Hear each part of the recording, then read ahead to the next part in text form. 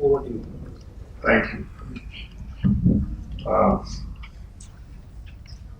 I must begin by saying that for some time I've been talking about the role of leadership in the future, perhaps in the year 2050, and in that backdrop, I would like to register my appreciation for this group of very young people running a think tank by themselves and picking up serious subjects. They do deserve all this attention, and I think everybody should note that we were very encouraged to have some very senior military officers, former Secretary of Defense, former Secretary, Minister of Defense, Chief of the Air Staff, who's actually done, former Vice Chief of Naval Staff, several senior officers, some serving from the military, diplomats, and that kind of gives attention not only to the subject but also to the kind of seriousness that it deserves. But I have a problem. My problem is that there have been significant, detailed analyses of what needs to be done and said, and I have been wondering about. So, can I just say thank you very much? Can we have some tea and move on with that? Or perhaps pull some threads and try to say something which will make us get some semblance of ideas from what has been said in such intricate detail. But to begin with, I recall this a very passionate speech by a certain professor, very, very convincing, very, very loud.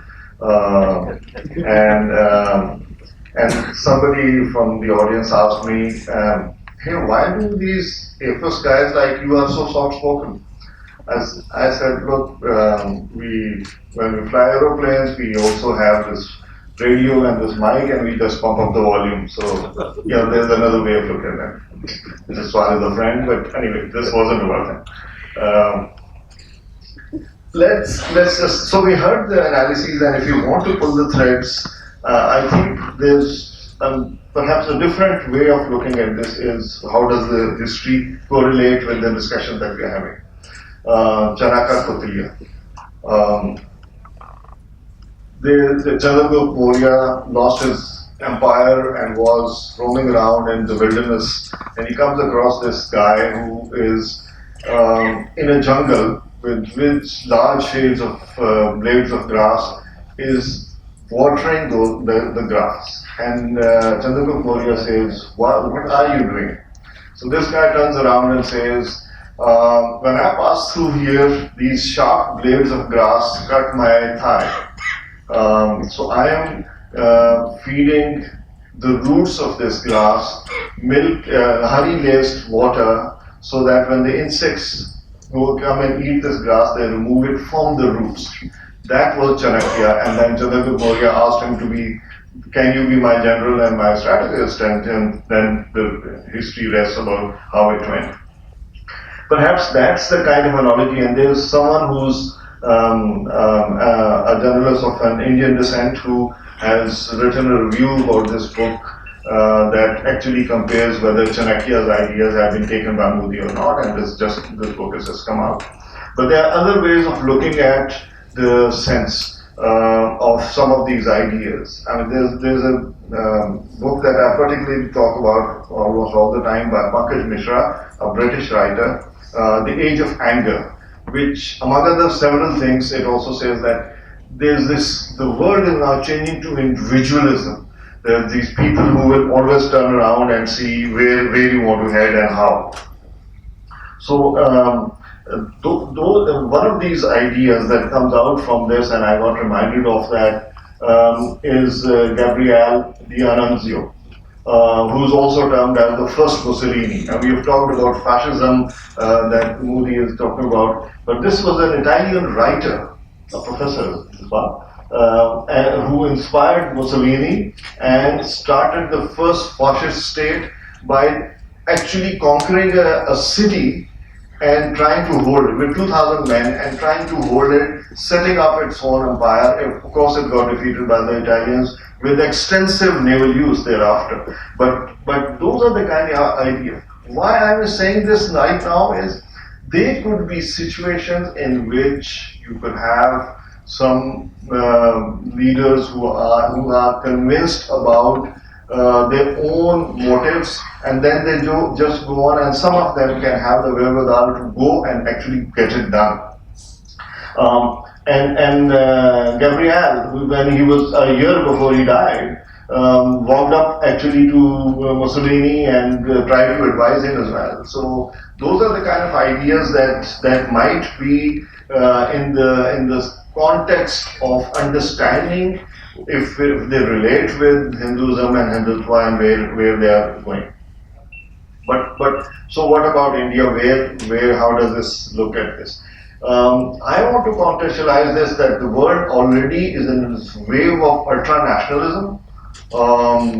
Donald Trump, in your own region, Sheikh Hasina, and of course Modi, and also in Europe, the Dutch are going there. If Marine Le Pen wins in France, so there's so many who are doing this. So Modi and his agenda fits in well in this kind of environment, and he can, in a way, has made this grow and applied this notion to his own country. There are also people who criticize him within India, but they also say that he does have a good sense of when not to speak and actually not get exposed.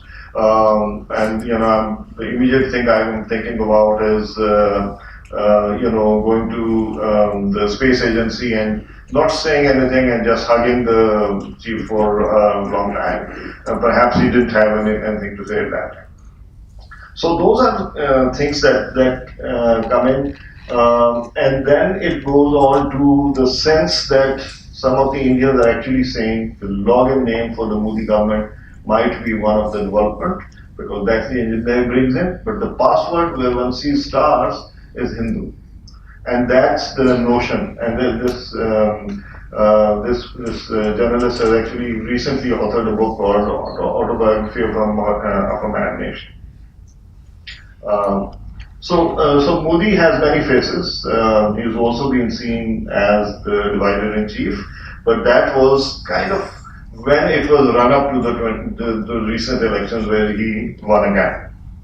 Before this election, there were people in India who were saying BJP will probably win with some majority, and the next prime minister will not be Modi.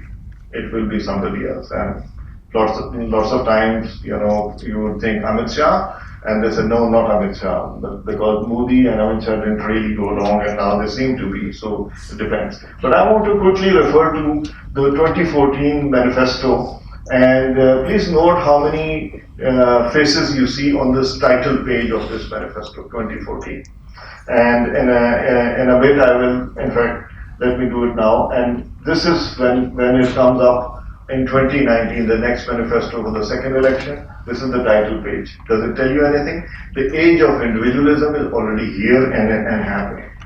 But in 2014, of course, I've just cherry-picked some ideas from there. What does it talk about? Jammu and Kashmir, integral part. We will have equal and rapid development in Jammu, Kashmir and Ladakh. Return of Kashmiri Pandits is a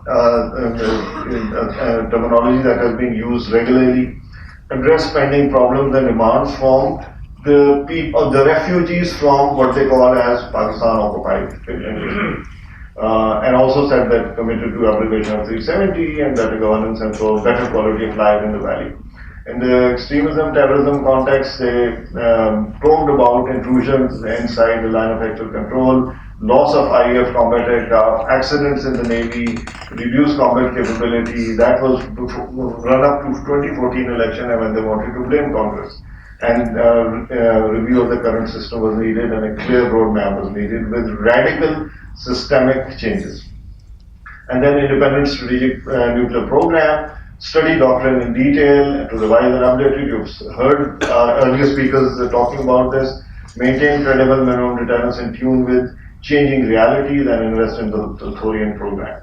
And in 2019, it comes out just before this, some of the ideas that are very significant, and we should pull some inferences from it. Is strengthening of the armed forces, speeding up purchases of equipment and weapons, and please note this, focus steps to strengthen the strike capability of the armed forces. That was the notion that came up, and that should also say that while India does what it does, it would invest more in the strike capability with that kind of a notion that in the future. And self-reliance in defense sector, LCA, after 30, 40 years is eventually now taking off, etc., etc. Then the Register of Citizen, the National Register of Citizen, expediting this was an idea, and this is, as you know now, is already happening in Assam. About 2 million people have been declared that they cannot be Indian citizens.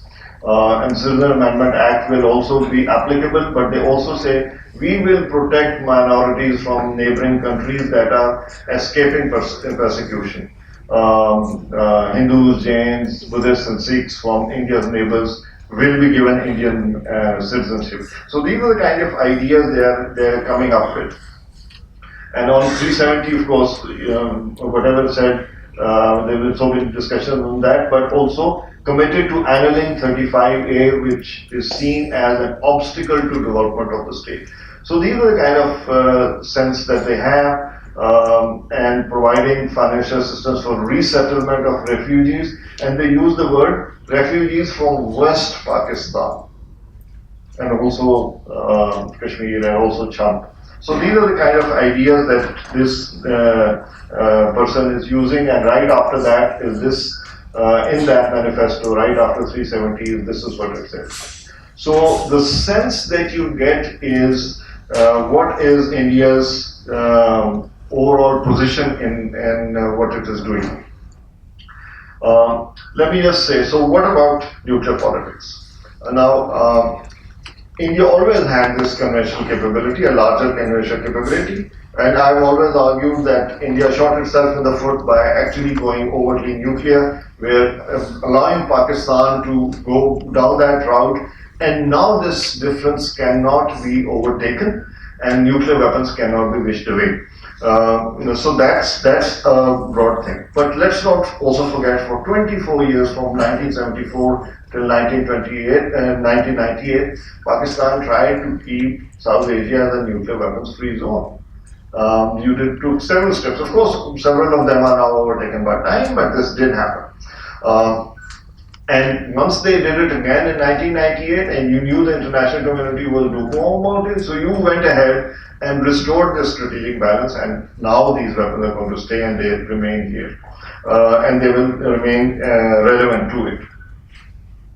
Indian politics, nuclear politics, is now brinkmanship. That is what you get out of Hindutva and Modi and that process.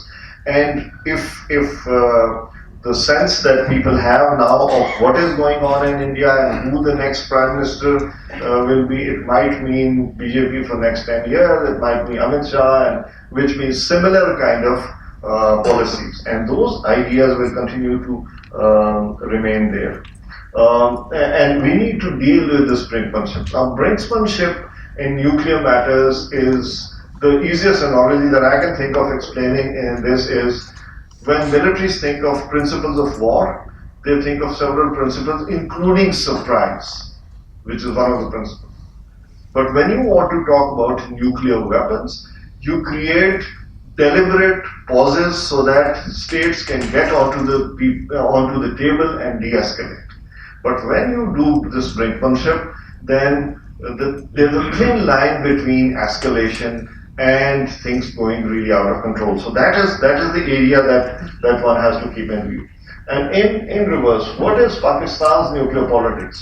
And it has always been restraint, responsibility, but also the resolve of what we do and what we need to achieve will be done. And it has been proven because the militaries in the peacetime continue to work for it in the sense of equipment, in the sense of training, and when the test came, you were able to. Does this mean you can get complacent? Of course not. You need to You can handle the Indian capability today, you did actually show it, but for the futuristic enhancement of strike capability that India is thinking of, we need to do something now to also ensure that we continue to remain the way we are. These are the kind of ideas I wanted to bring out, and just say that there are several ways of doing this. But overall, in Moody's way of looking at the politics, and this is an Indian quote that I'm actually giving you. It's more, Moody's approach is less about development that he does talk about, but more about social media, foreign interaction than tweets. So this is how it is going around. What can happen and what should we do, etc., etc. So a few things that one has to think about. The militaries will always tell you don't open too many fronts. But let me just point out at one area where this guy can actually go wrong and let it go out of control. While he is obsessed with Pakistan and Pakistan's capability and going to the world and talk about counterterrorism and so on and so forth, and has been successful in some ways in that, to be able to carry that narrative. At the same time, it is also doing several other things which are actually threatening or which will threaten the integrity within India. I have always raised this wherever I can. I've raised this point of the rising Hindu fundamentalism within India is an Indian domestic problem, but we are right next door, and the spillover can affect on Pakistan as well and the rest of the neighbors. However, how does the international community look at that? Does it actually see this as a problem where, or it see it only as a domestic issue? Perhaps at this point they are not really looking at it. But today, 2 million Assamese are now no more Indian citizens, and there are other northeastern states, and the manifesto is full of referencing to northeastern states and what to do about them. So there are issues that they need to handle, and this is where he can actually get into a more internal trouble. But what would he do? What is his way of dealing with those issues? The way, if he has trouble, what would he do? In most situations, he would want to reinvent the Pakistani bogie. And that is where, which could cause more disruption. It could perhaps, go into more aspects of it, which parts of that can actually go out of control. That then brings you to the issue of what is happening right now in Kashmir, the trouble that you have today, the curfew and so on and so forth. The world is paying attention. But when this curfew gets lifted, there will be internal reaction from the Kashmiris. But the issue of ethnic cleansing, genocide, all these issues, where do they go? It brings in this issue of international law. Regretfully, the international community has moved seriously on matters of international law when something really bad has happened in the world. When, recall World War I, millions died, and then it led to setting up of League of Nations for whatever it was worth. And yet, after some time, World War II happened. And then it led to the UN Charter the way it stands. What happened in Balakot is a classic case of self-defense that Pakistan did, which is precisely academically according to the UN Charter. And yet the first Pakistani statement by John Bolton, good riddance, was about Indian self-defense. So that's the kind of reaction, the expediency that it has. So the problem is Pakistan's push on human rights and also the international humanitarian law, because it's a conflict zone. It should get reaction, otherwise the history can be condemned to repeat itself, and that is a somber note. So what about Kashmiris and how they would react? And one of the things that I want to just end with is a lot of, because this is a serious issue, because there is misery and killings and rapes and those situations are happening, Pakistanis and Kashmiris are talking about it everywhere. How much of the international community is paying attention? much of the international community, and especially in this times of social media, will pay attention when something attracts them, even if it's an issue which is problematic. So here's a thought. This is the issue of Kashmir, and can Kashmiris be broken when the curfew is over? Can it happen or not? And then, so what do you do about this? That is the position that needs to come out. Can they actually be kept in a cage? And kept in a cage, or would they be able to react? And can the international community take note of that? So let me just end by saying, let's stand with the Kashmiri resilience. Thank you very much.